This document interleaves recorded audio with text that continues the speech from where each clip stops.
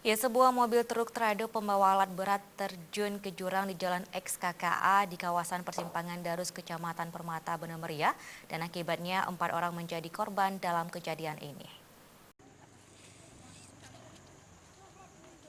Kejadian ini bermula truk yang membawa alat berat dari Panton Labu Aceh Utara untuk pengerjaan di kawasan Bener Meriah kehilangan kendali saat turunan, diduga mengalami remblong, di mana truk ini tanpa adanya pengawalan dari pihak kepolisian.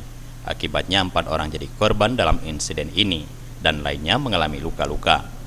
Salah satu kernet dinyatakan meninggal dunia dalam kejadian ini akibat terkena besi dan tidak dapat menyelamatkan diri saat kejadian, di mana korban meninggal dunia atas nama M. Yusuf, usia 38 tahun, warga asal Aceh Timur. Sedangkan 4 orang lainnya dinyatakan selamat dan hanya mengalami luka-luka, yakni supir atas nama Azhari, warga Aceh Utara, dan penumpang Samsul dan Muhammad Nur, asal Aceh Timur, mengalami luka-luka. Anggota unit Laka dari Lantas Polres Bener Meriah menyampaikan, mengetahui kejadian ini pihaknya langsung menuju TKP, di mana hasil penyelidikan sementara bahwa truk teradu pembawa alat berat ini tidak adanya koordinasi untuk pengawalan bersama pihak kepolisian, sehingga hal ini sangat berbahaya.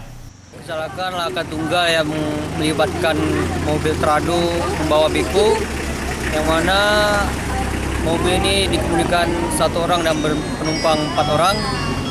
Dan untuk korban 4 luka-luka, 1 meninggal dunia, dan korban sudah dibawa ke rumah sakit Muyang Kuta.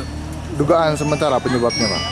Dugaan sementara mengakibatkan, kami tanya saksi tadi bahwa remblong. Yang mengatakan itu ada yang penumpang yang di trado tersebut. Truk teradu dan alat berat tersebut saat ini belum dievakuasi dari lokasi kejadian karena masih menunggu pihak perusahaan milik alat berat. Sejumlah warga dan pelintas terlihat begitu ramai berdatangan melihat ke lokasi kejadian meskipun telah dipasang polis lain. Dari Bener Meriah, kontributor Aceh TV melaporkan.